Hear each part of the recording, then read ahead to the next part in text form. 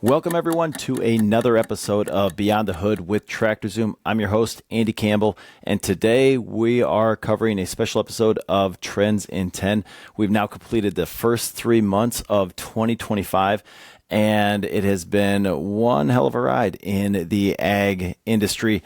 So what effect has that had on equipment values? And I can tell you it's a lot. So today, in our 10 minutes, I'm going to try to cover the market trends in tractors. And that's going to take about 10 minutes. But if I can eke it in there, I will hit on a little bit of sprayers and planters as well. A lot of the information that we're covering today, I actually just did a webinar with our lead data scientist, and he discussed in his aspect data strategy for dealerships. And so if you like this trend stuff, you can get more of it in the webinar, plus how to set up a data strategy for your dealership, why it's important, and the do's and the definite don'ts. But anyways, let's kick off the trends. So I want to start small here and talk compact tractors and what we're seeing in the 40 to 100 horsepower range. The supply has pretty much steadied out. We have only seen about a 3% drop year over year with compact tractor supply, but we have seen a 13% boost in sales. So that's moving in the right direction in terms of your overall turns. And a large contributing factor to that is not really on the ag side, because if you've been in the ag world, you know that things aren't turning faster right now than what they have been. It's because of housing construction. And so we have a chart, if we can throw it up here, the new residential construction, the Housing and Urban Development Department of the U.S. government sends out this survey result, and it talks about permits, starts, and completions. And for the past few years, really since 2020, the permits and starts were way up in housing. Everybody remembers the housing boom. Interest rates were still cheap. Money was available. Everybody wanted to start a home and get out of the city. That was prevalent. They just couldn't complete everything on time. Well, that is flipped now, where some of those homes that had been started now are reaching completion. The permits and starts are down, but completion is up. And when people have a completed house, especially if they're out in an acreage, they want a subcompact tractor to go with it, or a compact tractor. And so you're seeing a boost in there in certain areas closer to your urban centers. Now, moving on to utility tractors, there's a little bit of that bleed over from the urban sprawl, if you will. But then there's also a healthy flavor of the ag economy that are affecting these utility tractors. We're seeing the supply still rise a little bit, just slower, 20% year over year. And then the sales we've seen outpace that just slightly at 24% year over year sales at those dealerships. That obviously is leading to a little bit better turn rate, not the increase that we saw quite with the compacts. But a big reason why this is just such a healthy category right now is the diversity that these utility tractors have in terms of their customer base. You've got cattle that have been boosting it on the ag side for quite some time, both in the feeder cattle and on the dairy side. You've got government institutions, hospitals, schools, cities, states, municipalities that are buying these on a regular basis. That helps balance out the revenue stream, as well as a little bit of the ag side and the residential, larger residential as well. So many different revenue streams. We've got a heat map on Tractor Zoom Pro that'll show you where these things are being sold, and it's heavily everywhere. So diversity is good if you want a little business takeaway here. Let's move on to the other extreme of the tractors, though. I want to save row crops for the end, and right now let's talk about high horsepower tractors. So 425 horsepower and up. And man, now we are going to talk about large ag, and we are going to talk about how crappy the corn market has been. We've got a special graph here that really highlights the month of February and what a nosedive corn took, for understandable reasons if you're following it. But that has led to lower farmer sentiment and hesitation on the buying front. And we saw that within February demand side. Overall, in terms of these high horsepower tractors, 44% increase year over year in supply. You know, that obviously sounds like a lot, but if you shifted this back just a few months, we're almost a 70% year over year increase. So we have plateaued. We haven't come down necessarily, but at least the bleeding has stopped a little bit in terms of pouring more, salt on the wound. For a price aspect in this trending, these high horsepower tractors, if you look at auction prices over the past year, they've dropped about 11%. while that does sound bad, we're down to almost a 17% drop if we were looking just in the fourth quarter. We saw a rebound from October into November, into December. At the end of last year, when those yields came in higher than expected, net farmer profitability, that increased sales rate, helped soak up some of the supply that was out there. Now, we also saw an okay demand in January. It's obviously not a huge time that you're selling tractors, so the volume was a little bit slower, but we did see that start to tail off a little bit more into February. Now, March has been a slightly healthier, but I think the market is still trying to figure out where exactly it's going. One other aspect that we brought up with high horsepower tractors, I did a specialty analysis on this that gives it just the wee bit of optimism that we might be looking for, is I started to graph the overall list price by month for these high horsepower tractors, just specifically looking at more late model, 1-2 possession ownerships from 250 hours up to 2,000 hours. And over the past 2 to 3 years, I'm watching the average list price grow. Inflation, we've all seen that. We've all experienced that. But I've also seen the hours drop, as you should. They should be inversely related, the average hours on a lot versus the average price that things are going for. When I don't see that inverse relationship happen, which is actually what happened in March, we saw the average number of hours grow on these high horsepower tractors, and we saw the average list price of what has been sold also grow. So when the tractor becomes older and it's selling for a higher price, that is a good indication that demand is strengthening. We just saw that in March here. We're going to continue to trend this going forward. But again, it's a good indication that some dealerships saw a healthy demand in the month of March.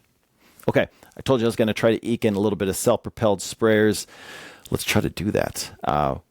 Again, self-propelled sprayers telling a similar market or similar story in the market as to what we had with high horsepower. Not as much on the year-over-year supply increase, about a 10% increase in supply, still too high probably for most dealerships' likings. And what that's done is it's brought the turn rate almost up to where it was a year ago. So a year ago, we were looking at an average of a 2-unit turn per dealership location. Now we're down to a 1.9, so slightly lower. One of the big issues, though, is we saw depressed turns really from June, July. Had a little bit of a boost in August, but September, October, November, December, they're a little bit lower, and sales of these were hesitant. So we'll really be watching the month of April to see if pre-plant, if we can get one more strong month of sales out of these sprayers. And from evaluation, here's my biggest finding when I'm analyzing self-propelled sprayers. Year-over-year auction values are down 11%, and this is for sprayers 500 to 1,500 hours, but all sprayers that fit into that hour range. When I broke this down a little bit further, and I said, okay, just tell me about those sprayers that are 100-foot to 120-foot boom. So on the larger echelon of that range, now my auction price only dropped 3%. And so what I'm seeing in the data is a stronger preference for later model, wider boom, better coverage, higher capacity sprayers. It's not that they haven't dropped from the values that we saw last year. It's just that they've dropped significantly less. And so, again, the hypothesis here is that farmers are still looking for that efficiency. If you're a corn farmer, then you're looking to see, okay, what can I use to save myself time, help myself with the labor side, and get that fungicide application, which has a pretty strong ROI case.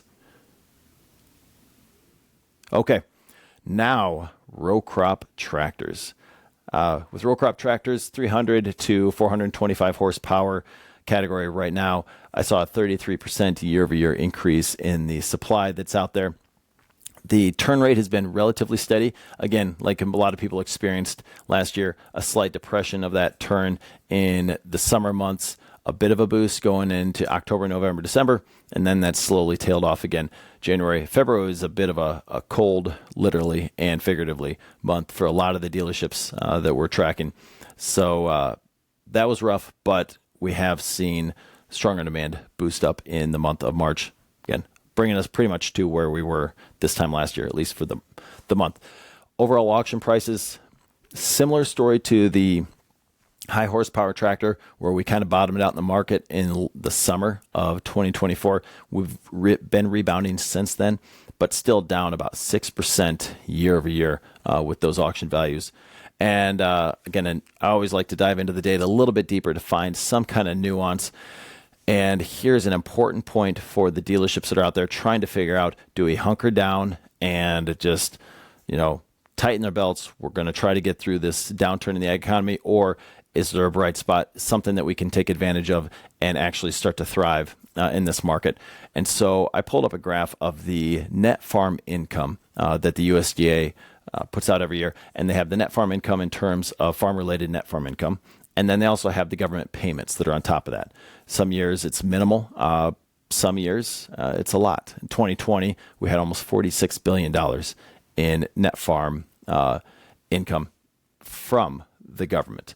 Well, this year, if you have seen the projected eventual 2025 net farm income, we're projected to be $180 billion in net farm income, which is the second highest ever. Hard to believe if you're actually on the farm, living this day in and day out, of how that could possibly be the case. The reason is because the top of that net farm income is a big fat stack of $42 billion of potential government payments. Now, $10 billion of that has already been delivered in the EPAC package. Farmers are signing up at the FSA offices right now. They're starting to receive that money. That's there. President Trump just announced, was it yesterday, about another potential one. No hard figures, no hard commitment in that, but he is saying, okay, in terms of if we have a tariff war, will we compensate for that? So the potential is certainly there. And when I took this graph and I overlaid it with the row crop tractor values, which is a very good at auction, which is a very good indication of the demand for row crop tractors that are out there. It's a good leading early indicator. I see it trend exactly together all the time, except for so far in 2025. I do see those row crop tractor values down, where I'm seeing projected net farm income up. And so the question is, will this be the one unique year where those two just diverge and they don't match up? Or will it be like every single other year since 2010 where they trend together? And if we do end up having those government payments, they reach the farmer's pocketbook so they can be assured that they have it. Will they hit the end of the year with more cash in their pocket and then more tax implications and be willing to buy that tractor? I think if the government payments come through, that could easily be the way that it goes. We will see a flurry of buying activity late in the year to help offset some of those taxes. The opportunity then for dealers, getting back to my earlier question of do you tighten the belt or do you invest for the future, is you may want to be investing now for the future, at least laying the groundwork in terms of sales, complete sales coverage across your AOR, talking to the farmers. So if or when that happens, you are top of mind for them and you can help them get the equipment that they need when they need it and the right kind of equipment for them. Just be a better provider. But if you're not having those conversations, you're not in that considered set and they're going to buy from somewhere, but it may not be you. So always better to be prepared and have an opportunity not arise than it is to have the opportunity arise and not be prepared. Okay, getting off my prophetic soapbox there. Planters, really quick hit on these before I bug off here. Supply is down 8% year over year. That's moving in the right kind of direction. A lot of dealers are being more judicious on the trades that they're taking. And because of that, we're seeing a lot more activity at auction. Last March was the highest volume of planters that we've ever had in the month of March. And this March of 2025, won't beat it, but it's going to be pretty dang close. And so I have a feeling that the either farmer to farmer sales are happening, or in this case, farmer to auction is happening a lot more frequently because they're not seeing as many trades across the nation. Okay. Anyways, thank you for joining us for this episode of Trends in 10 with TractorZoom. If you have any questions, feel free to reach out to us. As always, you can email me directly, acampbell@tractorzoom.com, or you can go to tractorzoompro.com and learn about all the different things that we're doing to help dealers service their customers better, have better sales coverage, more sales, and understand their equipment values better. Again, thank you. Have a good day.